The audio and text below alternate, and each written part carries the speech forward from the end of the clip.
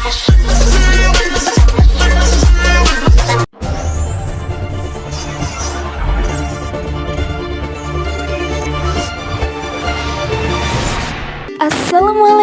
warahmatullahi wabarakatuh.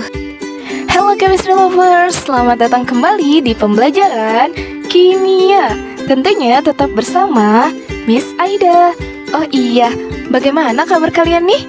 Semoga sehat selalu ya, meskipun di masa pandemi COVID-19. Oh iya, teman-teman, kalian tentu tahu kan bagaimana cara menjaga diri di masa pandemi? Nah, benar sekali, kita harus menjalani 5M, di mana salah satunya adalah mencuci tangan. Nah, chemistry lovers, kalian tahu tidak bagaimana cara mencuci tangan yang benar?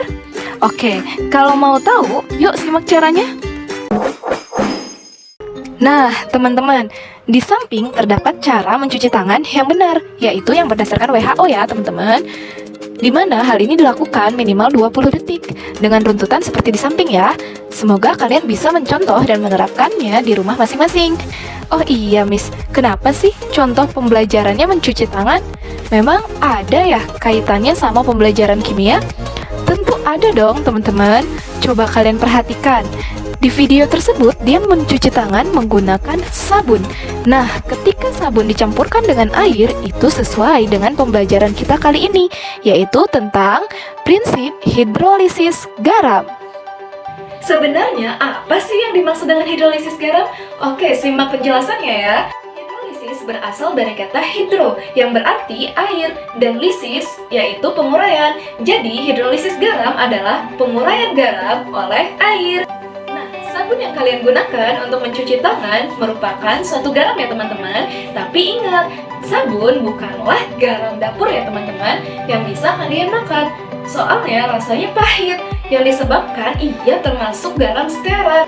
Nah, garam ini terbentuk dari reaksi penggaraman atau netralisasi loh yang sudah kalian pelajari di awal bab asam dan basa. Pada reaksi penggaraman terjadi reaksi asam dan basa yang akan menghasilkan produknya yaitu garam dan air. Sedangkan pada reaksi hidrolisis garam itu merupakan reaksi kebalikan dari reaksi netralisasi itu tersebut ya teman-teman, di mana yang direaksikannya adalah garam dan air dan akan menghasilkan asam dan basanya kembali. Nah, reaksi hidrolisis pada sabun, di mana sabunnya ini adalah garam stearat ya teman-teman.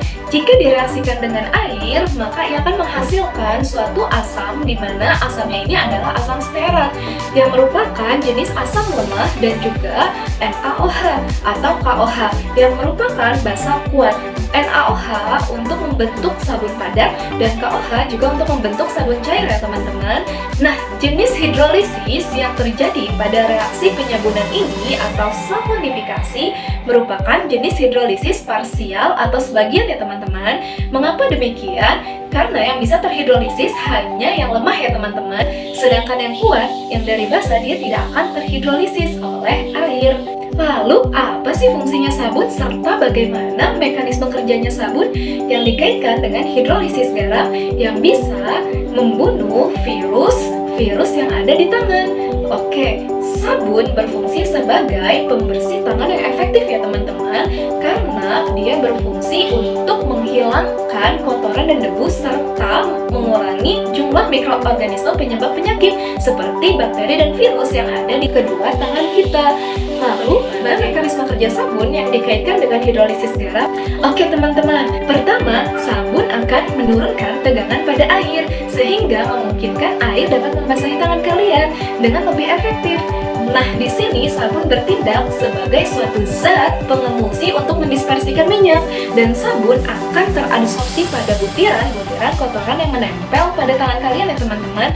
Nah, ketika sabun dan air direaksikan, maka akan menghasilkan asam stearat dan juga basanya yaitu NaOH atau natrium hidroksida.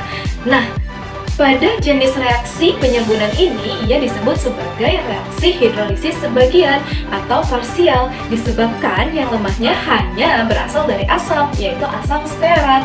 Maka dari itu, asam stearat inilah yang akan mengikat kotoran, bakteri, dan juga virus pada tangan dengan cara membentuk suatu tumis sel ya teman.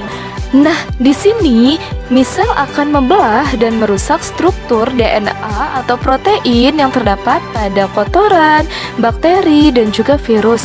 Ketika kotoran, bakteri, dan juga virus ini sudah dirusak struktur DNA-nya, maka ketika kita mengalirinya dengan air, yang mengalir ia akan tersapu oleh air sehingga tangan kita menjadi bersih ya teman-teman. Itulah mekanisme kerja sabun ya teman-teman. Semoga kalian bisa memahaminya. Lalu, bagaimana untuk mengetahui sabun yang aman untuk kulit, Miss? Nah, untuk hal itu bisa melalui pengecekan nilai pH dari sabun atau garamnya ya teman-teman. Nah, sebagai contoh pada reaksi hidrolisis dari sabun atau garam stearat sebagai berikut.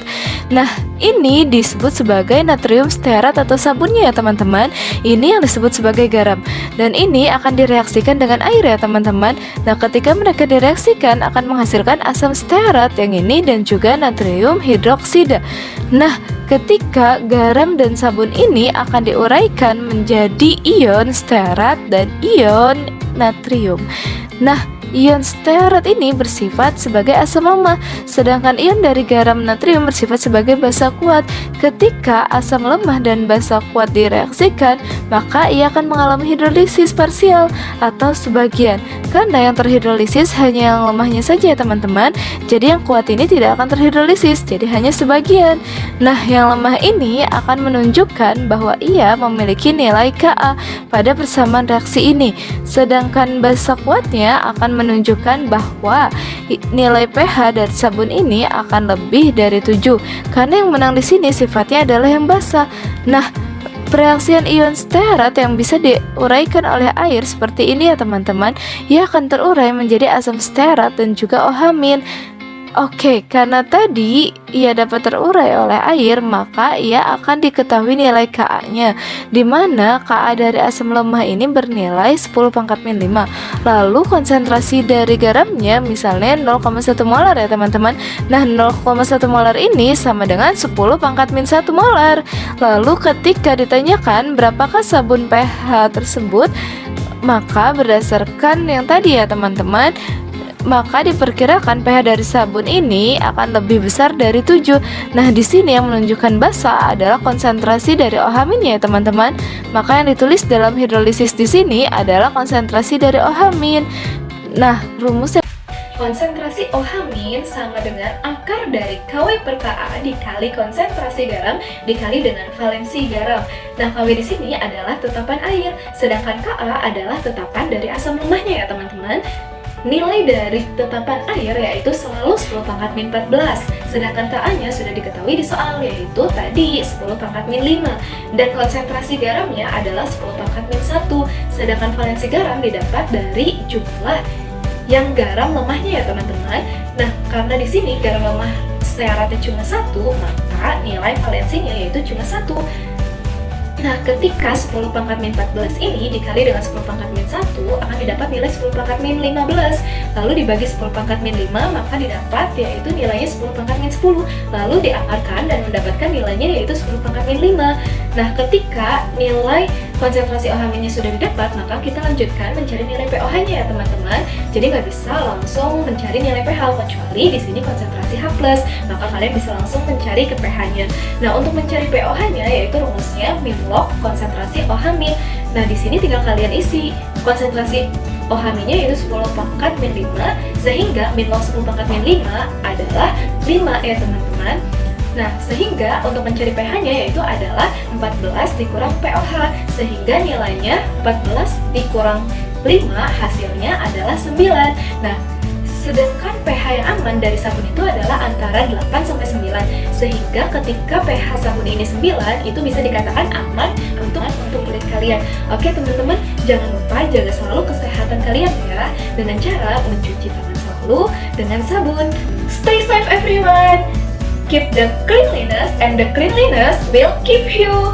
Thanks for watching and wassalamualaikum warahmatullahi wabarakatuh.